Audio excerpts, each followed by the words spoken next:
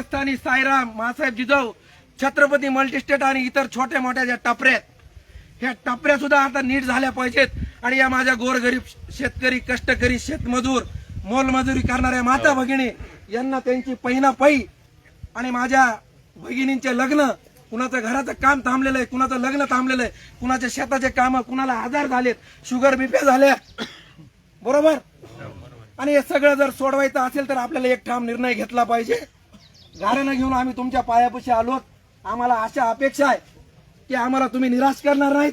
आमच्या प्रश्नासाठी आमच्या सोबत तुम्ही सांगा त्या पद्धतीनं, तुम्ही सांगताल त्या मार्गदर्शनानुसार. नाना, आदरणीय दादांनी आपल्याला सांगायचं, आपण सगळ्यांनी मिळून ते ठरवायचं, लाखोच्या संख्येनं तिथं यायचं आणि सरकारला झुकतं करून दादाच्या माध्यमातून आपल्या पदरामध्ये यश पाडून घ्यायचं. एवढीच 2 महिन्यापासून दादा माझा अपघात झाला होता, तुम्ही येणारच होतात, परंतु ठेवीदारांचं एवढं काम सुरुवातीपासून केलंय त्याच्यामुळे मला राहवलं नाही. आणि त्यातली त्यात तुमच्या मार्गदर्शनाखाली बैठक आहे म्हणल्यानंतर हा एक पाय, दोन्ही पाय जरी मोडले असते तरी मी आलो असतो. त्याच्यामुळे दादा अधिकचा वेळ घेत नाही, एवढं सांगतो आणि थांबतो. जय हिंद, जय महाराष्ट्र.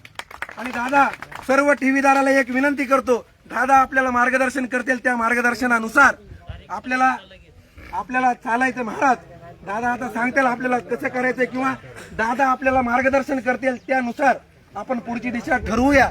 एवढं सांगतो, थांबतो.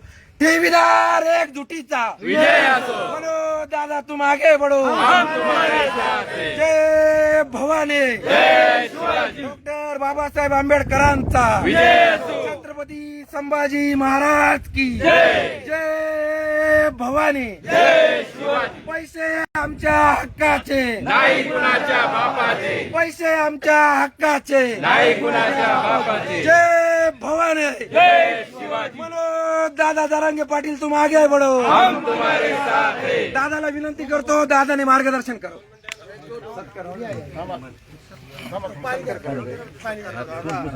हा विषय